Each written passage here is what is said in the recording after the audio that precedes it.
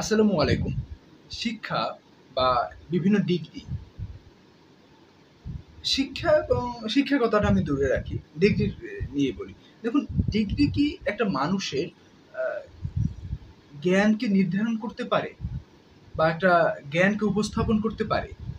দেখুন, কিছুদিন আগে আমি একটা সামাজিক যোগাযোগ মাধ্যমে কোনো এক প্রফেসরের একটা লেখা পাই। সেখানে আরকি তিনি লিখেছেন, আমাদের দেশে যে সকল বিশ্ববিদ্যালয় আছে, সেখানে আপনার ডক্টরেট করা অনেক কম আছেন বা ওই সংখ্যাটা একটু কম। মানে সবাই কত পার্সেন্ট যেন তিনি আরকি দেখিয়েছেন যে এত পার্সেন্ট হচ্ছে ডক্টরেট করা। এখন দেখুন, এখানে কিন্তু বিপরীতমুখী একটা কথা যদি আমি বলতে চাই বা সামাজিক যোগাযোগ মাধ্যমেই এটা পাওয়া যায় যে আ বা সামাজিক যোগাযোগ মাধ্যমে পাওয়ার বিষয় না। আপনি যদি একটু চিন্তা করেন, দেখেন লালন, তারপর হচ্ছে আপনি যদি আরজ আলী মতব্বর বা এই ধরনের যে সকল মানুষ আছেন বা এস এম সুলতানের কথা বলতে পারেন। এই ধরনের যে সকল মানুষ আছেন, তারা কিন্তু ওই ডিগ্রি কখনো আর কি নেননি যে এই ডিগ্রির জন্য আমি এইটা হয়েছি। তারা জ্ঞানী। তাদেরকে চুপ বন্ধ করে আপনি জ্ঞানী বলতে পারেন। দেখুন, সেই এস এম সুলতানের কথা চিন্তা করুন। তিনি কোথায় ছিলেন? সেখানে তিনি বিভিন্ন রং উৎপাদন করে, বলতে পারেন উৎপাদনই আমি বলছি। সেই বিভিন্ন পাতা দিয়ে রং তৈরি করে বা বিভিন্ন পাটের বস্তা বা বিভিন্ন যেই বিষয়গুলো আমরা হচ্ছে একদম ফেলে দেই, ওই সকল বিষয় দিয়ে তিনি তার আর্ট ওয়ার্ক গুলো উপস্থাপন করা বা তিনি তার আর্ট ওয়ার্ক গুলো করেছেন।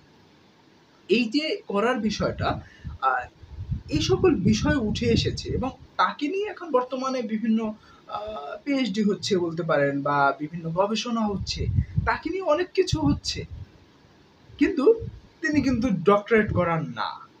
আবার আরজ আলী মতব্বরের কথা যদি আপনি বলেন, আরজ আলী মতব্বরকে নিয়ে এখন কি গবেষণা হয়, এখন কি কোনো কিছু হয় কিনা এই বিষয়ে না জানলেও আপনি দেখবেন কয়েক বছর পরে আরজ আলী মতব্বরকে নিয়ে আরো বেশি চর্চা হবে। এখনো হচ্ছে, এখন চর্চা হচ্ছে না এমন বলছি না, এখনো হচ্ছে, বাট সামনে আরো কয়েক বছর পরে আরো বেশি চর্চা হবে। এই যে চর্চা হওয়ার বিষয়গুলো, তিনি ওরকম ভাবে প্রাতিষ্ঠানিক শিক্ষায় উচ্চতর কোনো ডিগ্রি আর কি তিনি নেননি। তিনি এমনিতে পড়াশোনা করেছেন, যেমন বরিশাল পাবলিক লাইব্রেরিতে তিনি অনেক পড়াশোনা করেছেন এবং তার একটা বই আমার কাছে এখানে আছে। ওই বইতে তার পেশা হিসাবে লেখা ছিল কৃষক বা ওই টাইপের কিছু একটা লেখা ছিল তার পেশা, যেটা বাস্তবতা। তিনি কিন্তু কোনো উচ্চতর ডিগ্রি নেয়নি, বাট তিনি চিন্তা করা বা তার চিন্তার শক্তি দিয়ে অনেক একটা অবস্থান তৈরি করেছেন। যেই অবস্থান তৈরি করেছেন বিধায় তার কথাটা আমি বলছি বা আপনি বলছেন বা অন্য ৫-১০ জন মানুষ বলছে। আমাদের দেশে যে সকল শিক্ষা প্রতিষ্ঠান আছে, বিশেষ করে উচ্চতর শিক্ষা প্রতিষ্ঠান, এই সকল শিক্ষা প্রতিষ্ঠানে হয়তোবা ধরেন আপনার ডক্টরেট করা থাকলেই যে অ্যা সে অনেক ভালো একজন প্রফেসর বা ভালো একজন শিক্ষক, এটা আমার মনে হয় না, এটা ঠিক না। অনেক সিনিয়র থাকে যাদের সঙ্গে আমরা কথা বলে অনেক কিছু জানতে পারি। এরকম কিন্তু থাকে। যেই সিনিয়ররা হচ্ছে অনেক কিছু জানে বা তারা বিভিন্ন পরামর্শ উপদেশ দিতে পারে। এরকম অনেক সিনিয়র আছে যারা অনেক পড়াশোনা করে। অর্থাৎ তারা নিজেরাই এখন একটা লাইন আপ তৈরি করে যাচ্ছেন। আ তাদের কোনো ডিগ্রি নেই। অবশ্য তারা ডিগ্রির দিকেই যাচ্ছেন। বাট তাদের কোনো ওরকম ডিগ্রি এখন নেই, বাট তিনি যা জানেন সেটা অনেক দারুণভাবে অন্যদের মাঝে উপস্থাপন করছেন। যেমন আমি যদি বলি আমাদের জগন্নাথ বিশ্ববিদ্যালয়ের মিল্টন ভাইয়ের কথা। তিনি দেখবেন হচ্ছে গবেষণা নিজে করছেন বা হচ্ছে ভবিষ্যতে উচ্চতর ডিগ্রি আরো নিবেন। বাট তিনি অ্যাজ এ স্টুডেন্ট হিসাবে আমরা যারা তার জুনিয়র আছি তাদেরকে তিনি ট্রেন করছেন। তাদেরকে তিনি গবেষণার দিকে নিয়ে যাচ্ছেন। ওই পথে তাদেরকে হাঁটানোর একটা চেষ্টা করে যাচ্ছেন। এই যে চেষ্টা করা এরকম কিন্তু অনেক আছে। অর্থাৎ শুধুমাত্র আপনার একটা ডিগ্রি কিন্তু আপনার পরিচয় কখনো বহন করতে পারে না। অর্থাৎ আপনার জ্ঞানী, আপনি অজ্ঞানী কিনা এটা সম্পূর্ণ নির্ভর করে ব্যক্তির উপর।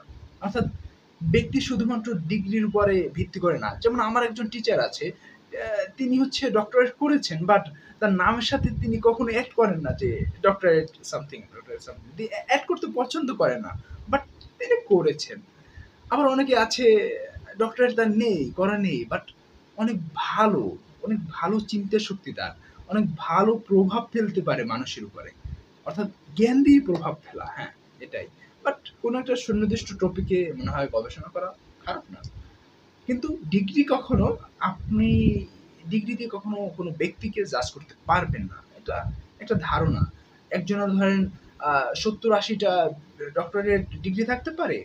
একজনের একটা আছে। সেটা দিয়েই তিনি বাজিমাত করে দেন। আবার একজনের কিচ্ছু নাই। সে আরো বাজিমাত করে দেন। বলতে পারেন পাঠিয়ে দেয়। তাই না?